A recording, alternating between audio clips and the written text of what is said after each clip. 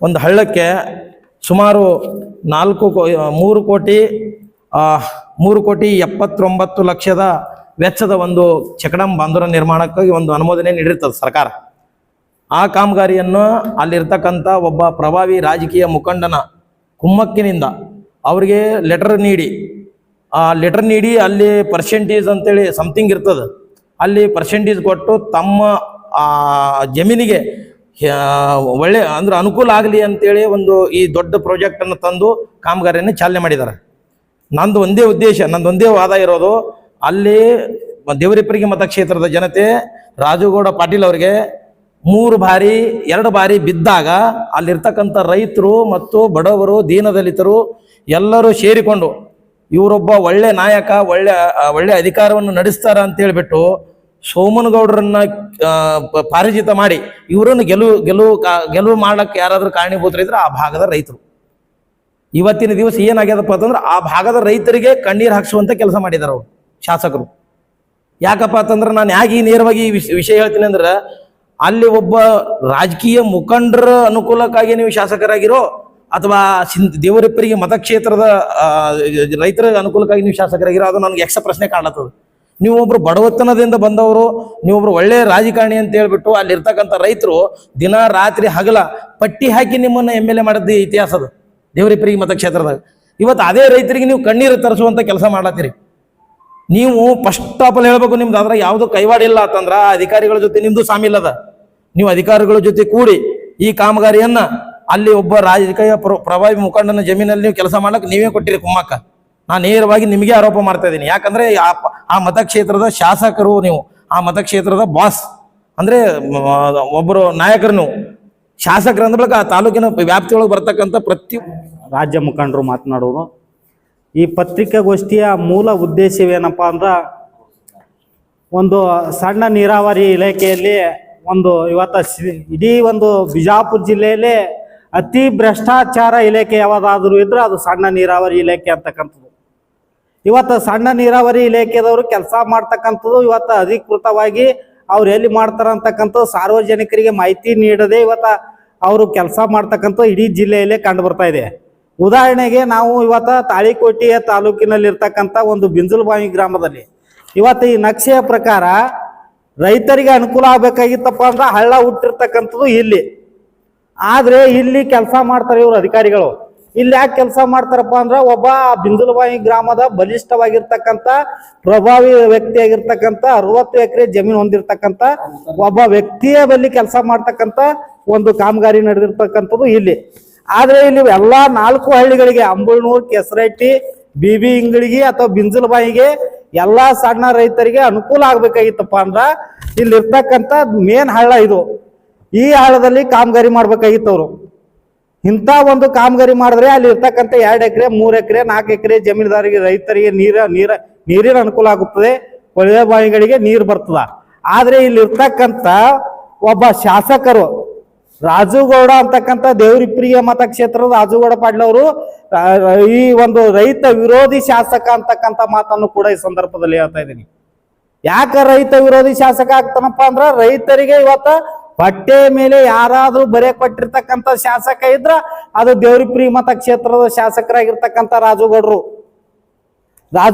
ಇವತ್ತ ನಿಮ್ಗೆ ಶಾಸಕ ಕರೆದಿದ್ದ ಉದ್ದೇಶ ಏನಪ್ಪಾ ಅಂತಂದ್ರೆ, ದೇವರಿಪ್ಪರಿಗೆ ಮತಕ್ಷೇತ್ರದ ಶಾಸಕರಾಗಿರ್ತಕ್ಕಂಥ ರಾಜುಗೌಡ ಪಾಟೀಲ್ ಅವರ ಮತಕ್ಷೇತ್ರದ ವ್ಯಾಪ್ತಿಯಲ್ಲಿ ಬರ್ತಕ್ಕಂಥ ಅಂಬುಳ್ನೂರು ಗ್ರಾಮ ಮತ್ತು ಕೆಸರಟ್ಟಿ, ಬಿಂಜಲಬಾವಿ ಈ ಮಧ್ಯದಲ್ಲಿ ಇರತಕ್ಕಂಥ ಒಂದು ಹಳ್ಳಕ್ಕೆ ಒಂದು ವಿಷಯನೂ ತಮ್ಮ ಗಮನಕ್ಕೆ ಬರಲೇಬೇಕು.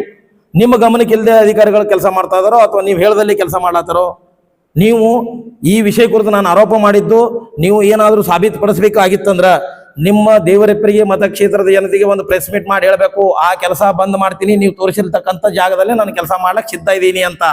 ಯಾಕಂದ್ರೆ ಅವರಿಂದ ಚುನಾಯಿತ ಆಗಿ ಹೋಗಿರ್ತಕ್ಕಂಥ ಅಧಿಕಾರಿ ಒಬ್ರು MLA, ನೀವು ಆ MLA ಸರ್ವಾಧಿಕಾರಿ ಮಾಡಂಗಿಲ್ಲ. ಯಾಕಂದ್ರೆ ಮುಂದಿನ ದಿನಮಾನಗಳಲ್ಲಿ ಹಿಂಗೆ ಆದ್ರೆ ಅಲ್ಲಿರ್ತಕ್ಕಂಥ ರೈತರು ನಿಮ್ಮ ಮೇಲೆ ರೊಚ್ಚಿಗೆ ಹೇಳ್ಬೇಕಾಗ್ತದ. ಯಾಕಂದ್ರೆ ನೀವು ಒಳ್ಳೆ ಶಾಸಕರಂತ ಹೇಳ್ಕಿರ ಅವ್ರು ನಿಮ್ಗೆ ಚುನಾಯಿತ ಪ್ರತಿನಿಧಿ ಮಾಡಿ ಕಳಿಸುತ್ತಪ್ಪ ಅವ್ರದು. ನೀವು ಮಾಡದೇ ಆದ್ರೆ ಈ 4 ಕೋಟಿ ರೂಪಾಯಿ ಕೆಲಸ ಮಾಡದೇ ಆದ್ರೆ ನೀವು ಆ 3 ಹಳ್ಳ ಅದಲ್ರಿ, ಕೆಸರಟ್ಟಿ, ಅಂಬುಳ್ನೂರು, ಬಿಂಜಲಬಾವಿ, ಈ 3 ಹಳ್ಳ ಸೇರಿದಲ್ಲಿ ಆ ಜಮೀನು ಆ ಹಳ್ಳದಾಗ ನೀವು ಕೆಲಸ ಮಾಡಿದ್ರೆ ಆ 4 ಊರಿನ ಹಳ್ಳಿ ಜನಕ್ಕೆ ಕುಡಿಲಕ್ಕೆ ನೀರಾಗ್ತದ, ದನಕರುಗಳಿಗೆ ನೀರಾಗ್ತವು, ಅಲ್ಲಿರ್ತಕ್ಕಂಥ ರೈತರಿಗೂ ಅನುಕೂಲ ಆಗ್ತದೆ. ನೀವು ಅದನ್ನು ಬಿಟ್ಟು ಅವ್ರು ಎಲ್ಲಾ ಜನಕ್ಕೆ ನೀವು ಸೈಡ್ಗಿಟ್ಟು ಒಬ್ಬ ರಾಜಕೀಯ ಪ್ರಭಾವಿ ಮುಖಂಡನ ಜೊತೆ ನೀವು ಶಾಮೀಲಾಗಿ ಅವ್ರಿಗೆ ಹೊಲ್ದಾಗ ನೀವು ಕೆಲಸ ಮಾಡ್ತೀರಿ ಅಂದ್ರೆ ಸರ್ಕಾರದ ದುಡ್ಡು ನಿಮ್ಮ ಸ್ವಂತದ ಆಸ್ತಿನ ಅಥವಾ ಸಾರ್ವಜನಿಕ ಆಸ್ತಿನ? ಏನ್ ನೀವು MLA ಅಂದ ಬಳಿಕ ನೀವು ಮನ್ಸಿಗೆ ಬಂದಂಗೆ ಮಾಡ್ತೀರಿ ಕೆಲಸ? ಇದು ಜನರ ಹಕ್ಕು, ಜನರ ಕೇಳಬೇಕಾಗಿರ್ತಕ್ಕಂಥ ಹಕ್ಕು. ನಮ್ಗೆ ನಮ್ಮ ಹಕ್ಕು ನನಗೆ ಕೊಡ್ರಿ ಅಂತ ಹೇಳಾಗ್ತೀನಿ. ಅವರು ಸುಮಾರು ಬಾರಿ ಜಿಲ್ಲಾಧಿಕಾರಿಗಳಿಗೂ ಮನವಿ ಕೊಟ್ರ, ಅಲ್ಲಿ ಇರ್ತಕ್ಕಂಥ ಸಣ್ಣ ನೀರಾವರಿ ಇಲಾಖೆ ಅಧಿಕಾರಿಗಳಿಗೂ ಮನವಿ ಕೊಟ್ಟದ. ನನ್ನ ಬಳಿ ಸಾಕ್ಷಿ ಸಮೇತಗಳದಾವು. ಆದ್ರೂ ಕೂಡ ಅವ್ರಿಗೆ ಯಾವುದೇ ಲೆಕ್ಕಿಸದೇನೆ ಕಾಮಗಾರಿಗಳನ್ನು ಮತ್ತೆ ಚಾಲನೆ ಮಾಡಿ ಅದು ಪೂರ್ಣಗೊಳಿಸುವ ಹಂತಕ್ಕೆ ಬಂದದು. ಅಂದ್ರೆ ಇವರು ಉದ್ದಾಟತನ ಹೆಂಗದಪ್ಪ ಅಂದ್ರೆ ನಮ್ಮ ಹಿಂದೆ MLAಗಳದಾರ, ಶಾಸಕರದಾರ, ಮಿನಿಸ್ಟರ್ ಅದಾರ, ನಾವೇನ್ ಬೇಕಾದ್ರೂ ಮಾತ್ರ ದಕ್ಕಿಸ್ಕೋತೀವಿ ಅನ್ನೋಂಥ ಕೆಪಾಸಿಟಿ ಅವ್ರ ಹತ್ರ ಅದ ಅಂತ ನಾನು ಭಾವಿಸ್ತಾ ಇದ್ದೀನಿ. ಇದಕ್ಕೆ ಯಾವತ್ತೂ ಕುಮ್ಮಕ್ ಹಾಕಕ್ಕೆ ನಾವು ಬಿಡಂಗಿಲ್ಲ. ಭೀಮರಾಜ್ ಸೇನೆ ಪ್ರತಿಯೊಬ್ಬ ದೀನ ದಲಿತ ಆಗಿರ್ಬೋದು, ಒಬ್ಬ ರೈತ ಆಗಿರ್ಬೋದು, ಈ ದೇಶದ ಪ್ರತಿಯೊಬ್ಬ ಪ್ರಜೆಗೂ ಸರ್ಕಾರದಿಂದ ಸಿಗಬೇಕಾಗಿರ್ತಕ್ಕಂಥ ಅನುದಾನ ಆಗಿರ್ಬೋದು, ಸರ್ಕಾರದಿಂದ ಸಿಗಬೇಕಾಗಿರ್ತಕ್ಕಂಥ ಸೌಲಭ್ಯಗಳು ಯಾವುದೇ ಕಾರಣಕ್ಕೂ ದುರ್ಬಳಕೆ ಆಗಕ್ಕೆ ನಾವು ಬಿಡಲ್ಲ. ಇದು ಮೊದಲು ಎಚ್ಚರ ಇಟ್ಕೋಬೇಕು. ರಾಜಗೌಡರು ಈ 2-3 ದಿನದಲ್ಲಿ ಮಾಡ್ತಾರೋ, 1 ತಿಂಗಳು ಬಿಟ್ಟು ಮಾಡ್ತಾರೋ ನನಗಂತೂ ಗೊತ್ತಿಲ್ಲ. ಅಲ್ಲಿ ಇರ್ತಕ್ಕಂಥ ರೈತರಿಗೆ ನೀವು ಯಾರ ಮುಖಾಂತರ ಹೇಳ್ತಿರೋ ಬಿತ್ತಿರೋ ಗೊತ್ತಿಲ್ಲ, ಪಬ್ಲಿಕ್ ಆಗಿ ಹೇಳಬೇಕು. ಇದರಲ್ಲಿ ನಾನು ಯಾವುದೇ ತರ ಕೈವಾಡಿಲ್ಲ, ಈ ಕೆಲಸ ಕೂಡಲೇ ನಾನು ಬಂದ್ ಮಾಡಿಸ್ತೀನಿ, ನೀವು ತೋರಿಸಿರ್ತಕ್ಕಂಥ ಕೆಲಸ ಕಾಮಗಾರಿಗಳನ್ನು ನಾನು ಸ್ಥಳಾಂತರ ಮಾಡಿ ಕೆಲಸ ಮಾಡ್ತೀನಿ ಅಂದಾಗ ಮಾತ್ರ ಅಲ್ಲಿರ್ತಕ್ಕಂಥ ರೈತರು ನಿಮ್ಗೆ ಒಪ್ಕೊಳ್ಳೋಕೆ ಸಾಧ್ಯ ಅದ. ಮತ್ತು ಇನ್ನೊಂದು ವಿಷಯ ಬಂದು ಹೇಳ್ತೀನಿ ಸರ, ಅಲ್ಲಿ ಇರ್ತಕ್ಕಂಥ ಸಣ್ಣ ನೀರಾವರಿ ಇಲಾಖೆ, ಅಂತರ್ಜಲ ಅಭಿವೃದ್ಧಿ ಇಲಾಖೆ ಇರೋದೇ ನಮ್ಮ ಕರ್ನಾಟಕದಲ್ಲಿ 2 ಡಿವಿಷನ್. ಒಂದು ದಕ್ಷಿಣ ಬರ್ತದ, ಒಂದು ಉತ್ತರ ಬರ್ತದ. ಉತ್ತರ ಬಂದದ್ದು ನಮ್ಮ ವಿಜಾಪುರಕ್ಕೆ. ಇಡೀ ಕರ್ನಾಟಕದಲ್ಲೇ ಹೆಡ್ ಆಫೀಸ್ ಇದು.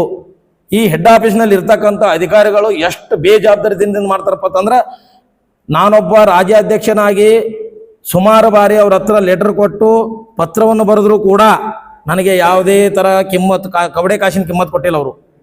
ಅದನ್ನು ಸ್ಪಷ್ಟವಾಗಿ ಅರ್ಥ ಮಾಡ್ಕೋಬೇಕು. ಪ್ರತಿಯೊಬ್ಬ ಪ್ರಜೆನೂ ಸಣ್ಣ ನೀರಾವರಿ ಇಲಾಖೆಗೆ ಬಂದು ನಿಮ್ಮನ್ನು ಹೊರಗಡೆ ಎಳೆಯುವಂಥ ಕೆಲಸ ನಾವು ಮಾಡಬೇಕಾಗ್ತದೆ. ಯಾಕಂದ್ರೆ ನೀವು ಮಾಡ್ತಕ್ಕಂಥ ಕೆಲಸ ಸಾರ್ವಜನಿಕರ ಹಿತದೃಷ್ಟಿಯಿಂದ ನೀವು ಕೆಲಸ ಮಾಡ್ಬೇಕು ಹೊರತು ಯಾರೋ ಒಬ್ಬ ರಾಜಕೀಯ ಮುಖಂಡ, ಯಾವನೊಬ್ಬ ಶ್ರೀಮಂತನಿಗೋಸ್ಕರ ನೀವು ಕೆಲಸ ಮಾಡಕತ್ತೀರೇನು? ಅಲ್ಲಿ ಒಬ್ರು ಈ ಬರ್ತಾರ್ರಿ ಬೆಳಗಾವದಿಂದ, ಇವ್ರಿಗೆ ಕರೆಸ್ತೀನಿ. ಅವ್ರಿಗೆ ಇಮಿಡಿಯೇಟ್ಲಿ ಲೆಟರ್ ಕೊಟ್ಟಾಗ ಅವ್ರು ಇಮಿಡಿಯೇಟ್ಲಿ ಅವತ್ತಿಂದ ಅವ್ರದ್ದು ಯಾವುದೇ ಇದ್ರಾಗ ಹಸ್ತಕ್ಷೇಪ ಇಲ್ಲ. ಯಾಕಂದ್ರೆ ಅವ್ರಿಗೇನು ಶಿಕ್ಕದ ಪಟ್ಟದಿಲ್ಲ. ಅವ್ರಿಗೆ ಇಮಿಡಿಯೇಟ್ಲಿ ಲೆಟರ್ ಕೊಟ್ಟಾಗ ನನಗೆ ಥರ್ಡ್ ಪಾರ್ಟಿಗೆ ನೇಮಿಸಲಾಗ ಒಂದು ಲೆಟರ್ ಬರೀತಾರ. ಆ ಲೆಟರ್ ಬರೆದು ಕೂಡಲೇ 1 ತಿಂಗಳಾಯ್ತು ಸರ್, ಅದು ಒಟ್ಟ ಬರೆಯಕ್ತಿರಲ್ಲ. ಯಾಕಂದ್ರೆ ಇವ್ರದ್ದು ಅದ್ರ ಕೈವಾಡದಂತ ನನಗೆ ಅರ್ಥದ. ಸೆಕ್ಷನ್ ಆಫೀಸರ್ ಚೌಧರಿ, ಇಂಡಿ ಉಪವಿಭಾಗ ಅಧಿಕಾರಿ ಸಂದೀಪ್, ಈ 3 ಜನ ಇಷ್ಟೊಂದು ಬೇಜವಾಬ್ದಾರಿ ಕೆಲಸ ಮಾಡ್ತಾರಪ್ಪ ಅಂತಂದ್ರೆ ನಾನು ನೇರವಾಗಿ ಆರೋಪ ಮಾಡ್ತಾ ಇದ್ದೀನಿ, ಇದರಲ್ಲಿ ಅವ್ರದ್ದೇನೋ ಕೈವಾಡದ. ನೀವು ಕೆಲಸ ಬಂದ್ ಮಾಡ್ರಿ ಅಂದ್ರೆ ಯಾಕೆ ಬಂದ್ ಮಾಡ್ತಾ ಇಲ್ಲ? ಥರ್ಡ್ ಪಾರ್ಟಿಗೆ ನೇಮಿಸಿದ ಸರ್, ಬಸವೇಶ್ವರ ತಾಂತ್ರಿಕ ಮಹಾವಿದ್ಯಾಲಯ ವಿದ್ಯಾಗಿರಿ ಬಾಗಲಕೋಟೆ. ಅಲ್ಲಿಂದ ರಿಪೋರ್ಟ್ ಬರೋವರೆಗೂ ನಿಲ್ಲಕ್ಕೆ ಇವ್ರಿಗೆ ಸಾಧ್ಯ ಇಲ್ಲ. ಯಾಕ? ಮತ್ತೆ ಇನ್ನೊಂದು ಮುಂದುವರೆದ ಭಾಗ, ಈ ಕಾಮಗಾರಿ 4.5 ಕೋಟಿ ರೂಪಾಯಿ ಪ್ರಾಜೆಕ್ಟ್ ಅದಲ್ಲ. 4.5 ಕೋಟಿ ರೂಪಾಯಿ ಪ್ರಾಜೆಕ್ಟ್ ಒಂದೇ ಕಾಮಗಾರಿ ಮಾಡೋದಿದ್ರೆ ನೀವು ಒಂದೇ ಕಾಮಗಾರಿ ಮಾಡ್ಬೋದಿತ್ತು. 1 ಇಂಡೆಂಟ 2 ಟೆಂಡರ್. ಮಂದಿಗೆಲ್ಲ ಪ್ರೆಸ್ ಮೀಟ್ ಅಲ್ಲಿ ನೋಡ್ಬೇಕಾದ್ರೆ ಒಂದೇ ಇಂಡೆಂಟ, ಒಂದೇ ಕಾಮಗಾರಿ ಇರ್ಬೋದು ಅಂತ ಅನಿಸ್ತದ. ಈ ನನ್ನ ಬಳಿ ಎಸ್ಟಿಮೇಟ್ ನೋಡಿದ್ರೆ 2 ಕಾಮಗಾರಿ ಅದಾವು.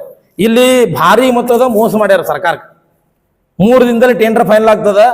ಅದಕ್ಕೆ ಅವ್ರಿಗೆ ಬೇಕಾಗಿರ್ತಕ್ಕಂಥ ಅನುಕೂಲ ರೀತಿಲೇ ಅವರು ಮಾನದಂಡಗಳನ್ನು ರೂಪಿಸ್ಯಾರ. ಇಲ್ಲಿ ಇರ್ತಕ್ಕಂಥ NV ಕುಲಕರ್ಣಿ ಅವರಿಗೆ ಟೆಂಡರ್ ಆಗಬೇಕು. NV ಕುಲಕರ್ಣಿ ಅವ್ರ ಟೆಂಡರ್ ಮುಖಾಂತರ ಇನ್ನೊಬ್ರು ಬೇರೆಯವ್ರು ಮಾಡ್ತಾರೆ. ಅದು ನನಗೆ ಸಾಕ್ಷಿ ಸಮೇತ ಗೊತ್ತಿಲ್ಲ, ನಾನು ಅವ್ರ ಮೇಲೆ ಆರೋಪ ಮಾಡಕ್ಕೆ ಇಷ್ಟಪಡಲ್ಲ. ಬಟ್ ನೇರವಾಗಿ ಹೇಳ್ತಾ ಇರೋದು NV ಕುಲಕರ್ಣಿ ಅವರೇ ಇದಕ್ಕೆ ಹೊಣೆಗಾರ ಆಗ್ತಾರೆ. ಯಾಕಂತಂದ್ರೆ ಈ ಜಿಲ್ಲೆ ಒಳಗೆ ಎಷ್ಟು ಗುತ್ತಿಗೆದಾರ ಸತ್ಯ ಹೋಗ್ಬಿಟ್ಟಾರ್ರಿ. ಎಷ್ಟೊಂದು ಜನ ಕೆಲಸ ಇಲ್ಲಾರ್ದೆ ಅಲ್ದಾಡತ್ತಾರ್ರಿ. ನೀವು ಮಾಡದೇ ಇದ್ರ 1 ಕೋಟಿ ರೂಪಾಯಿ ಪ್ರಾಜೆಕ್ಟ್ ನೀವು ಕಟ್ ಪೀಸ್ ಮಾಡಿ ಕೇಶನ್ ನೀವು ಅಲ್ಲಿ ಅವ್ರಿಗೆ ಕೆಲಸ ಮಾಡಕ್ಕೆ ಅವಕಾಶ ಕೊಡ್ಬೋದಿತ್ತಲ್ಲ. 4.5 ಕೋಟಿ ರೂಪಾಯಿ ಅಂತ ದೊಡ್ಡ ಪ್ರಾಜೆಕ್ಟ್ ಇಲ್ಲ ಸರ್ ಅದು. ಅವ್ರಿಗೆ ಇಷ್ಟಿಷ್ಟೇ ಬೇಕು, ಅದನ್ನೇ ಬೇಕು, ಇದನ್ನೇ ಬೇಕು ಅಂತ ಮಾನದಂಡ ಮಾಡಿರಲ್ಲ. ಅಲ್ಲಿ ಯಾರು ಬಂದಿಲ್ಲ ಕಾಂಟ್ರಾಕ್ಟ್ರು. ಪ್ರತಿಯೊಬ್ಬ ಕಾಂಟ್ರಾಕ್ಟರ್ಗೂ 5,000 ರೂಪಾಯಿ DD ಮೊತ್ತ ಇತ್ತು. ಅದು ಸರ್ಕಾರಕ್ಕೆ ಲಾಭ ಆಗ್ತಿತ್ತಲ್ರಿ. ಸರ್ಕಾರಕ್ಕೆ ನೀವು ಮೋಸ ಮಾಡಿರಿ. ನನ್ನ ವಿರೋಧ ಇರೋದು ಸರ್ಕಾರಕ್ಕೆ ಮೋಸ ಮಾಡಿರಿ ನೀವು. ಒಂದು 100 ಜನ ಕಾಂಟ್ರಾಕ್ಟರ್ ಅಲ್ಲಿ ಟೆಂಡರ್ ಹಾಕಿದ್ರಂದ್ರೆ ಸರ್ಕಾರಕ್ಕೆ ಲಾಭ ಆಗ್ತಿತ್ತು. ಸರ್ಕಾರಕ್ಕೆ ಮೋಸ ಮಾಡಿ ನೀವು 5 ಜನಕ್ಕೆ ಹಾಕಿಸಿ 4 ಜನಕ್ಕೆ ವಾಪಸ್ ಹೊರಗೆ ತೆಗಿಲಕ್ಕೆ ಹಚ್ಚಿ NV ಕುಲಕರ್ಣಿ ಅನ್ನುವಂಥ ಒಬ್ಬ ಪ್ರಭಾವಿ ಗುತ್ತಿಗೆದಾರರಿಗೆ ನೀವು ಅವ್ರಿಗೆ ಟೆಂಡರ್ ಮಾಡಿಕೊಡ್ತೀರಿ ಅಂದ್ರೆ. ಮತ್ತು ಇನ್ನೊಂದು ವಿಶೇಷವಾಗಿ ಹೇಳ್ತೀನಿ, ಈ ಕಾಮಗಾರಿ ಸಂಪೂರ್ಣವಾಗಿ ತನಿಖೆ ಆಗಬೇಕು. ಮತ್ತು ಈ ಕಾಮಗಾರಿ ಸ್ಥಳಾಂತರ ಆಗಬೇಕು, ಅಲ್ಲಿ ಇರ್ತಕ್ಕಂಥ ರೈತರ ಅನುಕೂಲಕ್ಕೆ ಆಗಬೇಕು.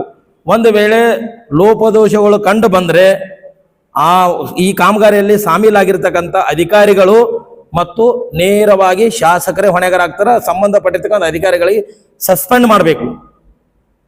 ಏನಾದರೂ ನಿಮ್ಗೆ ಇನ್ನೊಂದ್ಸಲ ವಿಶೇಷವಾಗಿ ಹೇಳ್ತೀನಿ, ಆ ಕಾಮಗಾರಿಯಲ್ಲಿ ಯಾವುದೇ ಒಂದು ಸರ್ಕಾರಿ ಕಾಮಗಾರಿ ನಡಿಬೇಕಾದ್ರೆ ಯಾವ ಗುತ್ತಿಗೆದಾರನ ಹೆಸರು ಮೇಲಾಗಿದೆ ಅದೊಂದು, ಮತ್ತೆ ಎಷ್ಟು ವೆಚ್ಚದ ಮೊತ್ತ ಅದ ಅವೆಲ್ಲನೂ ನಾಮಫಲಕ ಅಳವಡಿಸಬೇಕು.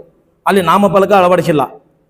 ಈಗ ಒಬ್ಬ ವ್ಯಕ್ತಿ ಯಾರೋ ಒಬ್ಬರ ಪ್ರಜೆ ಹೋಗ್ತಾನಂದ್ರೆ ಪಾರದರ್ಶಕತೆ, ಅದರ ಉದ್ದೇಶ ಏನದ, ಸಾರ್ವಜನಿಕವಾಗಿ ಪಾರದರ್ಶಕತೆ ನಾವು ಕೆಲಸ ಮಾಡ್ತೀವಿ ಅಂತ ಪ್ರೂವ್ ಮಾಡಬೇಕು.